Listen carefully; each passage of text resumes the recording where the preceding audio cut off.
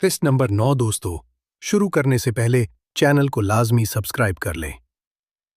फिर उन्हें अचानक से होश आया और वो मुझे एक तरफ धक्का देकर नीचे की तरफ चल दें।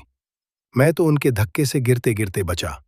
जब मैंने अपने आप को संभाल कर नीचे की तरफ देखा, बाजी जब आखिरी स्टेप भी उतर गईं तो पलटकर मेरी तरफ देखा और जब मुझे मुंह खोले देखते पाया तो थोड़ा गुस्से भरे लहजे में धीरे से कहा, जिसको सिर्फ मैंने ही सुना, महनूर बाजी तो सच में बहुत बदतमीज है वकी।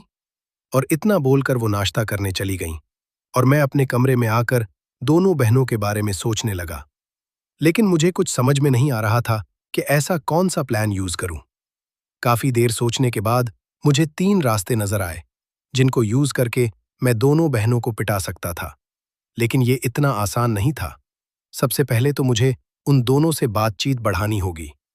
दूसरी बात यह थी कि मुझे उनकी जानकारी में ही उनको घूरना था और उन्हें यह एहसास कराना था कि मैं उनमें बहुत दिलचस्पी ले रहा हूं। लेकिन उन दोनों के अभी तक के बर्ताव से यह बहुत ही रिस्की लग रहा था। थोड़ी सी भी जल्दबाजी मेरे प्लान पर पानी फेर सकती थी, इसलिए मुझे ये तो करना ही था, लेकिन बहुत ही होशियारी से और धीरे धीरे, कि अगर कभी उनको थोड़ा बहुत बुरा भी लगे तो वो दोनों ज्यादा पंगा ना खड़ा करें। और तीसरा प्लान ये था कि उन दोनों को मैं अनडायरेक्ट इस प्यार मोहब्बत की बातों की तरफ रागिब करूं, भाई बहन के प्यार मोहब्बत की कहानियां पढ़ने के लिए मजबूर करूं। इसके लिए मुझे फेसबुक या व्हाट्सएप का सहारा लेना था और इस तरह से लेना था कि उन दोनों को कभी शक न हो कि मैं ही हूं जो उन्हें भाई बहन के मिलाप के लिए मुतमईन कर रहा हूं। उन्हें ऐसा लगना चाहिए कि उन्होंने अपने भाई यानी कि मुझे पिटाया है, ताकि आगे चलकर वो सिर्फ मुझे ही कसूरवार न माने। इतना सब सोचने के बाद मैंने अपना फैसला ले लिया कि अब चाहे जो हो जाए, इसके लिए चाहे जो भी कीमत चुकानी पड़े, लेकिन मैं अपनी बहनों को पिटा कर ही रहूंगा और ऐसा पिटाऊंगा कि उन्हें मेरे अलावा और कोई दिखाई ही न दे। लेकिन इसके लिए मुझे शुरुआत तो करनी ही थी। तो मैंने सोचा कि जब नोशी यहां से गई थी तो मैंने नूरी बाजी से बदअखलाकी से बात की थी। सबसे पहले तो मुझे माफी मांगनी चाहिए और दोनों से घुलना मिलना चाहिए, तभी मेरी मंजिल मिल सकती है। इतना सोचने के बाद मैं अपने कमरे से बाहर निकला और फ्रेश होने चला गया।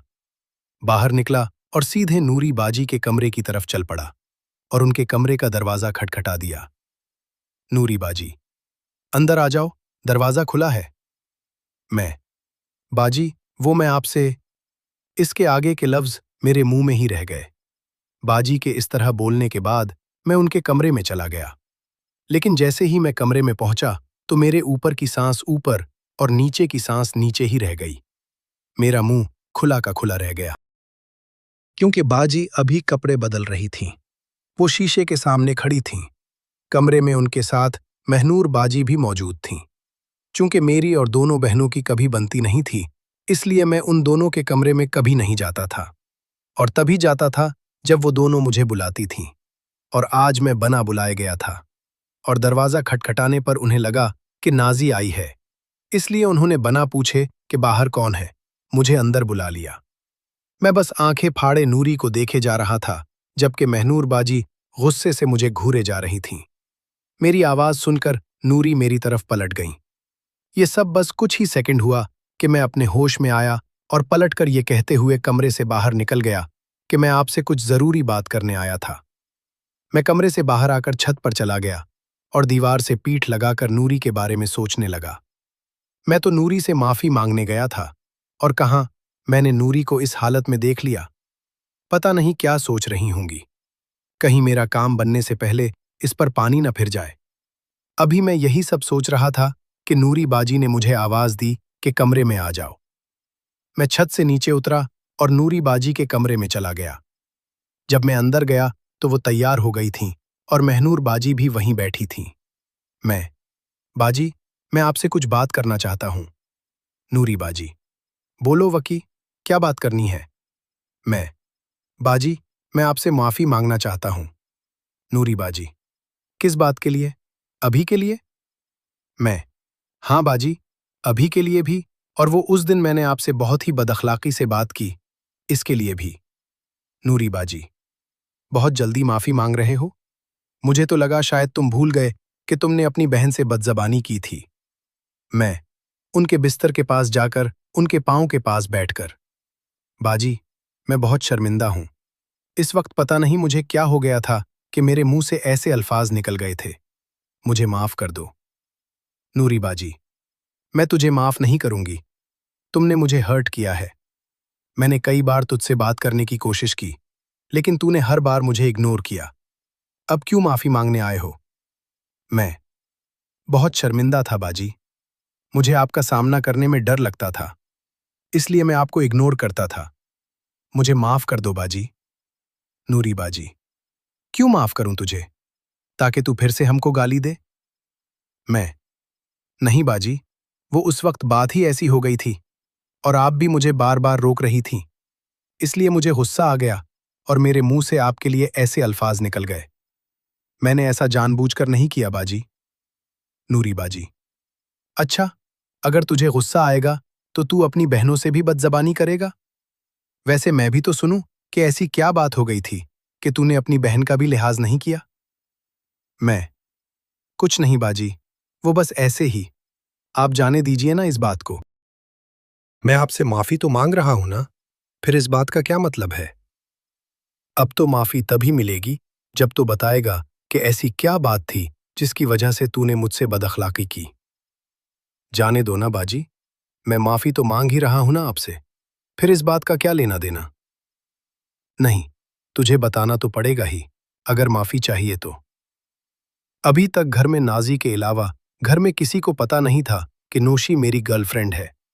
दोनों बड़ी बहनों को तो बस इतना मालूम था कि मैं और नोशी बचपन से ही एक ही स्कूल में पढ़ते थे और हम अच्छे दोस्त हैं। बाजी की बात सुनकर मैं सोच में पड़ गया कि बाजी को बताऊं या नहीं। नूशी तो अब चली गई थी, और अगर मैंने बाजी को नहीं बताया तो हो सकता है जो काम आगे चलकर मुझे मिल सकता था वो भी ना मिले। इसलिए मैंने बाजी को बताना ही बेहतर समझा। वो नूशी इस शहर को छोड़कर जा रही थी। मुझे इससे मिलना था और वो बहाना बना रही थी, इसलिए मुझे गुस्सा आ गया था। नूशी जा रही थी तो तुझे गुस्सा किस लिए आया? और तूने उसके जाने की वजह से मुझसे बदजबानी की? इतने में महनूर बाजी की आवाज सुनाई दी। लेकिन तूने उस दिन क्या बोला था कि मुझको इस जगह मिल, मुझे तुझे। इतना बोलकर बाजी रुक गईं। जब मैंने उनके मुंह से ये बात सुनी तो मैंने उनकी तरफ नजर उठाकर देखा तो वो हल्का हल्का मुस्कुरा रही थीं। तब मैं समझ गया कि वो मेरी हालत का फायदा उठा रही हैं। जबकि महनूर बाजी की बात सुनकर नूरी उन्हें घूर कर देख रही थी। इतने में मैं बोल पड़ा, अरे यार, वो मेरी गर्लफ्रेंड थी, तो मैं उसके साथ कुछ वक्त अकेले बताना चाहता था, लेकिन वो नखरे कर रही थी। अकेले वक्त बताने का मतलब ये थोड़ी होता है कि तू उसे ऐसी बात करे और उसका गुस्सा हम लोगों पर निकाले। अरे यार, अब मैं उन्हें कैसे बताऊं कि वो मेरी गर्लफ्रेंड थी, तू जाने से पहले मिलना चाहता था। मैंने ये बात बहुत धीरे कही थी, लेकिन महनूर बाजी मेरे ज्यादा नजदीक थीं नूरी की निस्बत। इसलिए उन्होंने मेरी बात सुन ली और मुझे घूर कर देखा, लेकिन कहा कुछ नहीं। क्या कहा तूने?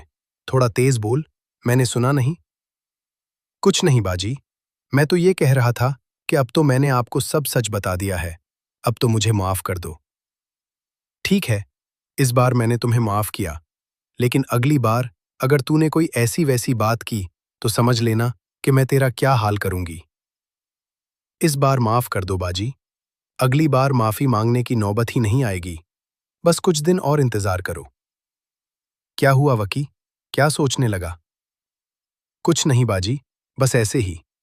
बाजी, मैं आपसे भी माफी मांगता हूं। मैंने जाने अनजाने आपको भी हर्ट किया है, इसके लिए मुझे माफ कर दो। महनूर बाजी, मैं तुझसे पहले बहुत नाराज थी और तुझे कभी माफ नहीं करती, लेकिन कुछ दिनों में मैंने रियलाइज किया है कि तुझे एक मौका देना चाहिए अपनी गलती सुधारने का, इसलिए मैंने तुझे पहले ही माफ कर दिया है। मैं आप दोनों का बहुत बहुत शुक्रिया। नूरी बाजी, चल ठीक है, अब सुधर जा। हम तेरी बड़ी बहनें हैं, तेरी इज्जत करना तेरी जिम्मेदारी है। तो कुछ भी गलत बोलने या सोचने से पहले ये दिमाग में बिठा लेना कि हम तेरी बड़ी बहनें हैं। मैं ठीक है बाजी, वंस अगेन, आगे से ऐसी गलती नहीं होगी। इतना बोलकर मैं अपने कमरे में आ गया और आगे के प्लान के बारे में सोचने लगा। मेरा पहला जो टारगेट था, दोनों बहनों से माफी मांगना, वो तो पूरा हो गया था। अब मेरा अगला टारगेट था उनको सिड्यूस करने का। लेकिन उसमें सबसे बड़ी परेशानी थी कि मैं उनको डायरेक्ट सिड्यूस तो नहीं कर सकता। मुझे डायरेक्ट सिड्यूस करने के साथ साथ इनडायरेक्ट भी भाई बहन के प्यार मोहब्बत की बातों की तरफ अट्रैक्ट करना था। इसलिए मैं उन दोनों को व्हाट्सएप और फेसबुक के जरिए से ही सिड्यूस करने का सोचने लगा।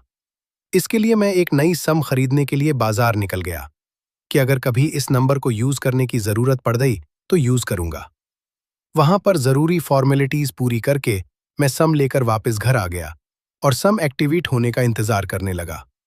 फिर मैंने फेसबुक पर नीलम नाम से एक फेक आईडी बनाई और जरूरी डिटेल्स डाल दी, ताकि अगर कभी बाजी को शक हो और वो उस आईडी को चेक करें तो उन्हें मेरे ऊपर बिल्कुल भी शक ना हो। दोस्तों, मजीद देखें किस्त नंबर 10 में, और इसके लिए हमारे चैनल को लाजमी सब्सक्राइब कर लें और साथ बेल आइकन को भी दबा दें। दोस्तों, किसी भी किस्म की कहानियां या फिर ये कहानी कटिंग के बगैर घर की या बाहर की मुकम्मल कहानियां खरीदने के लिए इस नंबर पर व्हाट्सएप पर राब्ता करें। हमारे पास लातादाद हर तरह की कहानियां, नॉवेल्स मौजूद हैं। आपको बहुत सी स्टोरीज बहुत अच्छे रेट में मिल जाएंगी।